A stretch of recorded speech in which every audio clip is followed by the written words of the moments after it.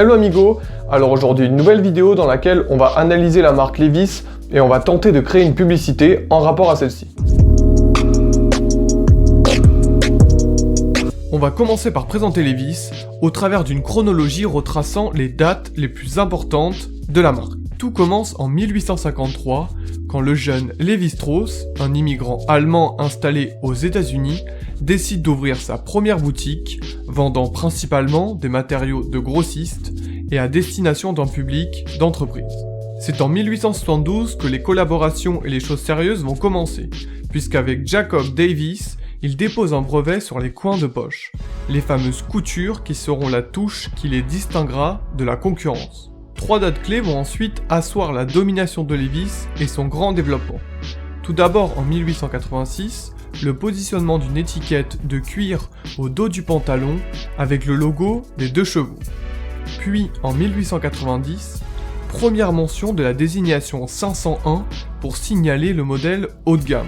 Et enfin, en 1896, une étiquette en forme de bon de garantie est jointe à chaque production. Les années 1900 vont être un véritable tournant pour la marque, puisqu'en 1902, Lévi-Strauss, le créateur emblématique, va décéder et laisser sa reprise à ses 4 neveux. En 1953, Levi's ouvre également une association, la Fondation Levi's. Dernier élément marquant, en 1971, l'entreprise est introduite en bourse avec des capitaux extérieurs, ce qui n'était auparavant pas le cas puisque c'était une entreprise à gestion familiale. Maintenant qu'on a vu les dates clés, on va s'intéresser bien plus en détail au succès de la marque et comment elle a pu perdurer si longtemps. Lévi-Strauss eut au départ une idée de génie en utilisant une matière encore inexploitée, le denim, qui d'ailleurs vient de la contraction de Nîmes, qui est un tissu français mélangeant la laine et la soie et donnant cette matière si homogène et solide. Levi's était à l'origine une entreprise destinée aux travailleurs voulant des vêtements solides pour des travaux difficiles. Mais la popularité fut ensuite très grandissante grâce à l'originalité, mais aussi à la solidité des pantalons qui traversèrent littéralement les frontières et surtout attirèrent une grande curiosité. Nous pouvons dire que c'est vraiment dans les années 1960 et 1980 que la marque va vraiment devenir un vêtement populaire, branché et apprécié de tous, grâce notamment au modèle 501 qui va littéralement traverser les époques et marqué par son originalité mais aussi sa simplicité. Puis dans les années 90, c'est là qu'il va y avoir une très forte concurrence, notamment avec des marques comme Diesel, et c'est vraiment grâce à son excellente communication, mais aussi avec des bases très solides et une réputation qui a littéralement traversé les siècles, que Levi's va encore aujourd'hui avoir cette influence sur le marché si forte et peser encore extrêmement de façon pérenne dans le marché du vêtement. Bon, maintenant, on peut passer aux choses sérieuses. On va essayer vraiment de créer une pub Levi's. Donc, quand on regarde en détail, et dans leurs anciennes campagnes, il y a plusieurs choses importantes à noter. Alors, premièrement, le côté intemporel du jean, donc l'idée qu'il traverse les époques, mais qui reste quand même assez cool.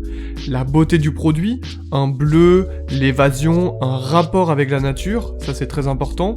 Et enfin, troisième point, on peut aussi attribuer ce côté artistique et en perpétuel mouvement, donc avec toutes ces idées, on va essayer d'assembler quelque chose et créer une pub visuelle qui dure environ 15 secondes pour vraiment essayer de faire quelque chose de très cadré, mais avec un bon message.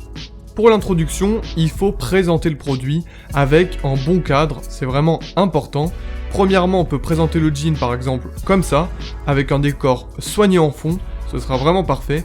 D'ailleurs, vous pouvez remarquer la petite plante verte en fond, ça va être le rappel à la nature. Et ensuite, on rajoute le logo, voilà. Et on dynamise le tout avec une musique, par exemple de la batterie, ce sera très bien. Musique entraînante, on a notre intro. Pour la suite, vraiment le cœur de la pub, il faut qu'on puisse avoir peut-être un dégradé de bleu, voilà. Et ensuite, on va appuyer justement ce côté artistique en parlant de la marque. Et on va essayer de montrer qu'elle perdure dans le temps. L'idéal pour ça, c'est par exemple de faire défiler le logo. On peut, par exemple, voilà, on va essayer de faire défiler tous les logos. Et ensuite, ça appuiera la longévité et on aura vraiment cet effet artistique de la marque. Donc, ça fera un double message pour la personne qui voit ça.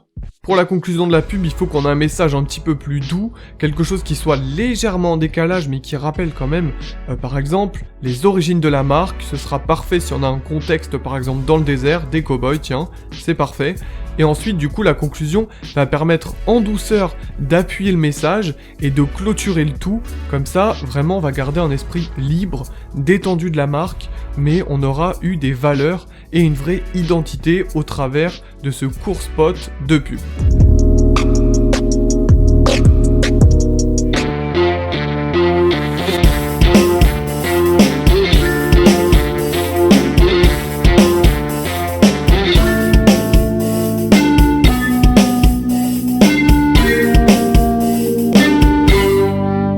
Bien sûr, Levi's est beaucoup plus convaincant que la petite pub que je vous ai faite, mais c'était vraiment un exemple pour montrer un petit peu leur système de communication et comment ils pouvaient justement convaincre les gens d'acheter.